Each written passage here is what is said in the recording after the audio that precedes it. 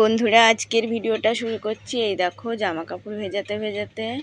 তো জানো তো আজকে কি হয়েছে? আজকে তো মানে সেই 3টের থেকে উঠে বসে রয়েছি। তারপরে কিন্তু সকালবেলা একটু ঘুমিয়ে পড়েছিলাম। ওই যে আমার গাছের ফুলগুলো মানে একদিনও পায় না জানো তো। কালকে তো বৃষ্টি হয়েছিল, প্রচুর বৃষ্টি। তো সকালবেলা যখন আমি উঠলাম, উঠে দেখলাম কি গাছ ভর্তি ফুল। তো পরেক্ষণে গিয়ে মানে খানিকটা একটু শুলাম, শুয়ে পড়েছি সকালবেলা। তো উঠে দেখি, পরে দেখি ফুল সব নিয়ে গেছে। আর এদিকে দেখো বাড়িতে আবার কীভাবে শ্যাওলা জমেছে। তো ব্লিচিং পাউডার এনে আবার কিন্তু দিতে হবে। তো এই যে এখন কিন্তু দিলে পরে বেশ ভালো হয়।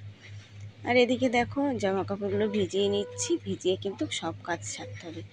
আর এদিকে আমি যে ভিজাতে ভিজাতে কিন্তু বৃষ্টি নেমে গেছিলো, বারান্দায় উঠে মাখিয়েছিলাম। তারপরে তো পরে কিন্তু বৃষ্টিটা একটু কমেও গেছিলো, রোদের একটু মানে হালকা হালকা রোদও উঠেছিল। তো জামা কাপড়গুলো আমার বাইরে থেকে অনেকটা হয়ে গেছিলো ধোয়ার পরে। তারপরে তো ঘরে তো খাটের পাত সব ছাড়িয়ে দিতে হয়। তো আমার ইউটিউব পরিবারের সবাইকে জানাই ভিডিও দেখার জন্য অসংখ্য ধন্যবাদ। তোমরা একভাবে আমার পাশে আছো, তোমাদের জন্য অসংখ্য ধন্যবাদ। তো সবার কাছে অনুরোধ রইল ভিডিওটা ফুল ওয়াচ করে দিও, আর একটা লাইক কিন্তু অবশ্যই দিও। আর এদিকে দেখো আমি কিন্তু ঘরটা মানে আমার ঘর কালকের থেকে যা হয়েছে না, এতদিন তো ভেজা একরকম ছিল, একটু নিচে বসা ঠসা যেত। কালকে ওই যে বৃষ্টি হলো, তো একদম তো দেখেছো এদিকে চারদিকে জল, সেই জলগুলো তো ঘরে টেনেছে। এখন আমার ঘর এত ভিজে আজকে, তাও কিন্তু না মুছলে দেখো নোংরা চারদিকে না। রাত হলে যে বারান্দার মধ্যে যে কত মানে শামুক ঠামুক আসে, তারপরে তো ধরো চুঁচো মুচো ঘুরেই এর দিকে চারদিকে যে আটকানো নেই না, ওই জন্য এরকম আসে। কিন্তু ওই জন্যে কিন্তু ঘরদোর আমার ভালো করে মুছেই নিতে হয়। তো আমি 2বার করে মানে আগে কিন্তু মুছে এসেছি, আবার মুছলাম।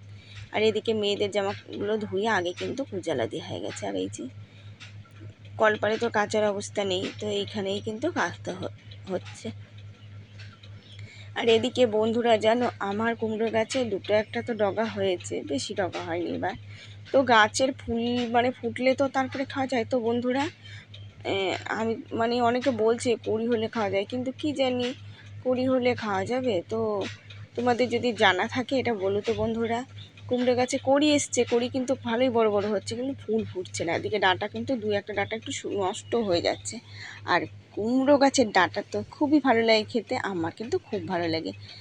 আর ধরো একটু পাতা টাতা দিয়ে যে বড়া করে খাবো, সেটাও কিন্তু খেতে পাচ্ছি না। ভাবছি ফুল ফুটিনি, এদিকে দেখি বড় বড় ফুলের কড়ি এসে কড়িগুলো পড়ে যাচ্ছে।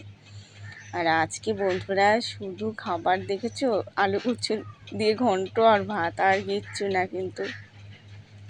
আর আলু কচুটা আমি প্রেশারে একটু মানে একটা সিটি দিয়ে নিয়েছিলাম। তো আর এইদিকে একটু মশলা কষিয়ে দিলাম।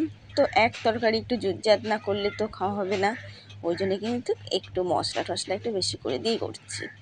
আর এই দিয়েই কিন্তু 2বারই খাওয়া হবে।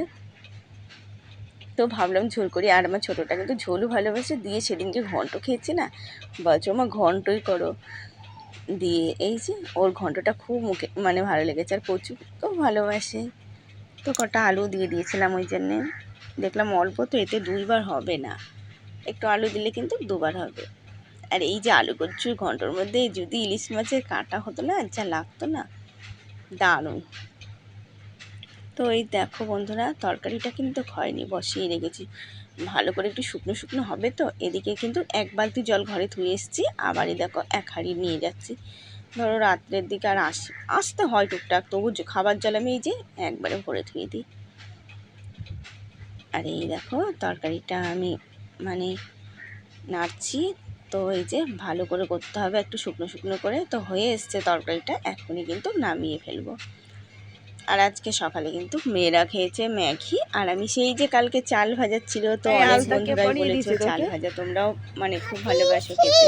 পিসি আছে না চলে গেছে? আবার অনেক মানে 2-1টা বোন বলেছো চাল ভাজা বিয়ের আগে খেয়েছো। চাল ভাজাটা আমার কিন্তু ভালো লাগে, অনেক দিন পরে কিন্তু চাল ভাজাটা নিয়ে যায়নি। আজকে মাংস খাওয়ার জন্য এদিকে দেখো পুচকুটা এসেছে, তো পুচকুটা আলতা পড়েছে, তাই বলছি কি আলতা পরিয়ে দিচ্ছে। ওই যে পিসি এসেছিল, আমাদের আলতা পরিয়ে দিয়েছে, কালকে এসেছিল, আজকে কিন্তু চলে গেছে। আর এদিকে দেখো সারা ঘর কিন্তু একটা ছিটানো। মাসি আর আসবে আমার আমাদের হাতটা বাড়িতে কিন্তু জানিস, খুব ওই যে ব্যথা, মিনি জানো আছে তো। না যে বাড়িতে, ওই মাসিটা ওই যে আসবে। আজকে হাত ব্যথার জন্য কিন্তু আমি মানে বাসন মাজার সময় প্রচণ্ড কষ্ট হয়েছে। তো এই যে মোছা কুচা কিন্তু মানে শোকস মোছা, ঘাট না মোছা না, যেটা ওই কিন্তু যে কোনো মিনি কিছু আছে না একটা করতে মাসি পারিনি। বাড়ি, ওই মাসিটা আসবে। প্রচণ্ড হাতে ব্যথা করছিল। আর আমার হাতটা যে জানো তো, হাতটাই এই বছর ৩-৪ হয়ে গেল, বাবাই ৩-৪ আসবে, বছর বাবাই হয়ে তো গেল। তোদের ঘরে আসবে, তো এই যে আমাদের হাত ঘরে আসবে ওই ৩ মাসিটা। বছর না ৪ বছর হয়ে গেল মনে হয় হাতে মোটর সাইকেলে মানে বাবাই কি আঘাত হবে, ভাই হবে খেয়েছিলাম। না বুনু হবে? তারপর থেকে কিন্তু বুনু হবে। হাতটাই আমার খুব ব্যথা বুনু করে, কে নেবে? জানো তো। বান্টি নেবে? বান্টি নেবে? এ বাবু তুই নিবি বাবু? আমি নেবো, তোকে দেবো না। তো বন্ধুরা দেখো, আমার এই যে হাতের এইখানটা না ফুলেছে জানো, এইখানটা মাঝে মাঝে না ফোলে। এই জায়গাটা আমার হচ্ছে, একবার হাতে আমি এই যে এইখানটা, একবার হাতে আমি মোটর সাইকেলের ধাক্কা খেয়েছিলাম, মানে গুঁতো দিয়েছিল এসে আমাদের এই যে রাস্তার ধারে যেই পাঁচিলটা আছে না ওইখানটা।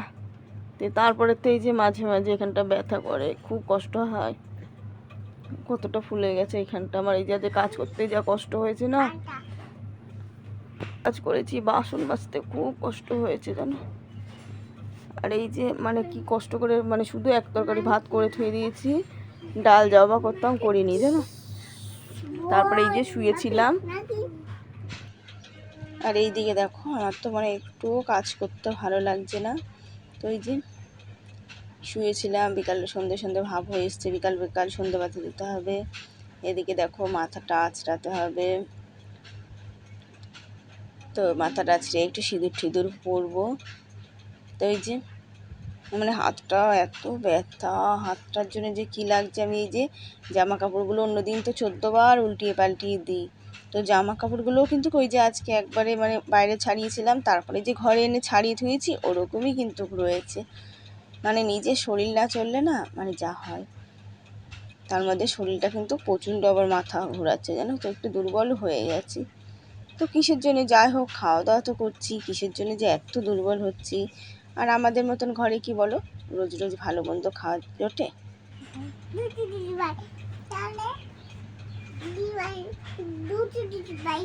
দুটো দিদি ভাই কে কে? এখানে একটা হ্যাপি দাও আমাকে দাও একটা। কি নাচে দুজু? ভয় লাগছে, দুষ্টু করলেই ধরবে, তুই দুষ্টু করলেই ধরবে। হ্যাঁ ভয় লাগছে। তুই আর দুষ্টু করবি? আর দুষ্টু করবি তো? করবি না তো? মনে থাকবে তো? মনে থাকবে না? মনে থাকবে না? প্লেন যাচ্ছে, হ্যাঁ প্লেন যাচ্ছে, এত বড় প্লেন। তোকে তুলে দেবো প্লেনে? কেন?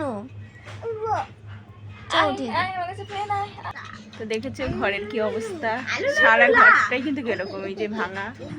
আর এই যে এই বস্তাটা দেখে ওরকম চিল্লাচ্ছে জানো, বস্তাটা দেখে। আর এই দিকে দেখো মেয়ে ফুচকা খাবে বায়না করলো, তো এই যে ফুচকা এনে দিলাম। তো ওই নিয়ে আসলো, পাড়ায় আসে তো, দিয়ে এই যে 10 টাকা 10 টাকা 20 টাকার ফুচকা। আর এই যে ও এখন ভাগ করছে, 2 বোনে খাবে। তো আমি বলছি চিংকা করে রাখছিস কেন, দে একটা, বড়টাকে বলছি দে একটা গাবলা মাবলা দে, নাই থালা মালা দে, ওর মধ্যেই খাও। আর এদিকে দেখো, তো ওই যে মেয়েরা মনে এবার জল ফেলেছে, একটু জল পড়লে এমনিতেই ভেজা। তো ওই যে মেয়েদেরকে নিচে বসতে বারণ করে দিচ্ছি। আর এদিকে কিন্তু আগে কত বস্তা টস্তা ছিল, আর এখন কিন্তু একটা বস্তা মস্তা নেই যেন, বসার এতটাই অসুবিধা হয়েছে।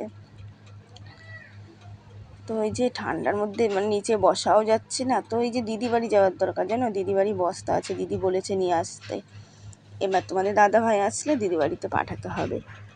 কেন আমাদের দিদি বাড়ি সেই যে পুঁটি রং করেছে না, ওই রঙের বস্তা কিন্তু দিদি বলেছে অনেকগুলো আছে, নিয়ে আসবি।